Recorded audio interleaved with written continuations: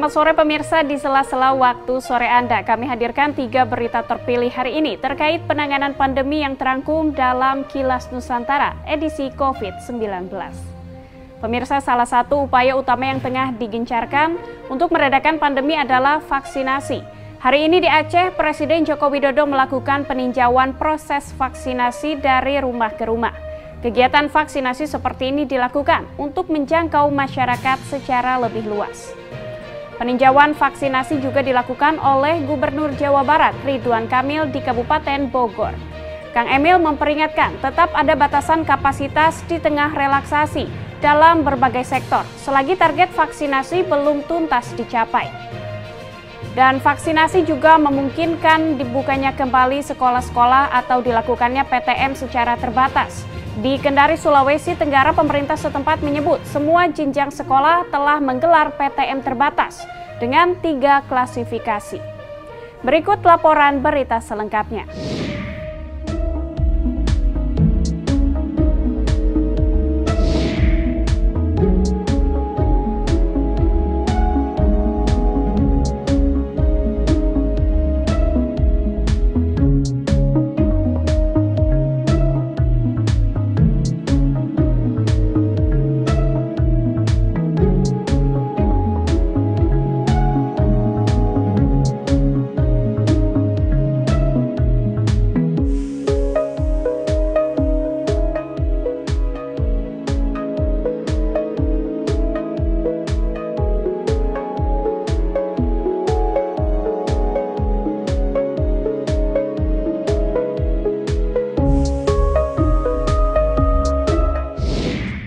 Karena vaksinasi ini merupakan salah satu kunci untuk menghambat penyebaran COVID-19 dan kita harapkan dengan percepatan vaksinasi, penyebaran COVID-19 ini, laju penyebarannya bisa kita kendalikan.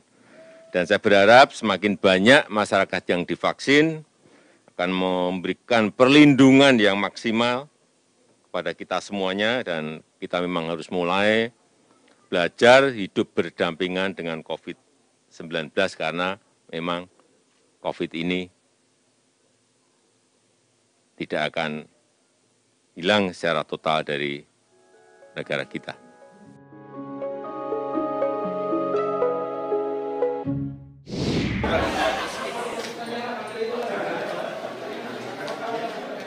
Didampingi Bupati Bogor Ade Yasin, Gubernur Jawa Barat Ridwan Kamil meninjau pelaksanaan vaksinasi di Citra Indah City, Cibubur, Kecamatan Jonggol, Kabupaten Bogor pada Rabu 15 September. Menargetkan 10.000 warga berusia 12 tahun hingga lanjut usia, vaksinasi oleh grup Ciputra ini merupakan salah satu upaya percepatan mencapai target vaksinasi di Kabupaten Bogor, yaitu sebanyak 4,2 juta jiwa atau 37 juta jiwa se-Jawa Barat. Menurut Gubernur Jawa Barat Ridwan Kamil, capaian vaksinasi di wilayahnya masih jauh dari target untuk mencapai herd immunity atau kekebalan kelompok. Sehingga masyarakat diminta untuk patuh menerapkan protokol kesehatan 5M, terutama menggunakan masker. Jangan euforia, itu pertama, ya. Semua boleh pada dasarnya, tapi ada pembatasan. Jangan menerjemahkan turunnya kasus yang baik ini dengan segala boleh dengan kapasitas 100%. Ya. Jadi banyak yang menerjemahkan begitu, tidak boleh 100% itu kunci. Ikuti aturan dari Ibu Bupati, sudah diatur sampai nanti vaksin, sampai nanti vaksin terkejar 70%. Orang nomor 1 di Jawa Barat ini juga memastikan hampir semua sektor sudah dibuka, tapi masyarakat diimbau untuk tidak euforia atau gembira berlebihan. Emil mengingatkan dalam adaptasi kebiasaan baru, tetap ada pembatasan di bawah 100%.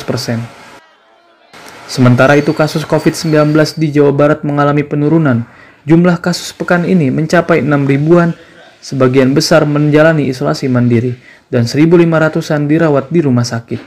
Sedangkan angka bed occupancy rate atau angka ketersediaan tempat tidur di rumah sakit turun hingga 9,3%, yang sebelumnya sempat menyentuh 91% lebih di bulan Juli lalu. Semua jenjang sekolah di Kota Kendari, Sulawesi Tenggara sudah melaksanakan pembelajaran tatap muka (PTM) sejak Senin pekan lalu. Kepala Dinas Pendidikan Pemuda dan Olahraga Dikmudora Kota Kendari, Makmur saat ditemui Kamis 16 September, mengatakan pembelajaran tatap muka itu dibagi menjadi 3 klasifikasi atau kategori sekolah sesuai dengan jumlah peserta didiknya. Ketiga klasifikasi itu yakni sekolah kecil dengan jumlah peserta didiknya di bawah 200 siswa, dibolehkan melakukan pembelajaran tatap muka 100%. Sekolah sedang dengan peserta didik di bawah 500 diberi izin melakukan PTM sebanyak 50%. Sedangkan untuk sekolah besar dengan peserta didiknya di atas 500 orang, hanya dibolehkan melaksanakan PTM sebanyak 30% dari jumlah peserta didik yang ada.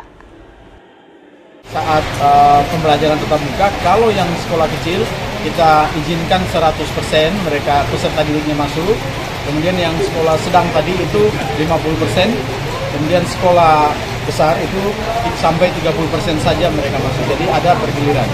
Nah, anak-anak yang tidak mengikuti pembelajaran tatap muka secara terbatas itu tetap diakses pendidikan, akses layanan pendidik pembelajarannya melalui daring, disiapkan ke sekolah. Kepala Dinas Pendidikan Pemuda dan Olahraga Kota Kendari menambahkan pengklasifikasian ini dilakukan untuk memudahkan pengaturan peserta didik dalam kelas, sehingga dapat mencegah terjadinya kerumunan di masing-masing sekolah. Dari Kendari, Sulawesi Tenggara, Saharudin, Kantor Berita Antara, mewartakan.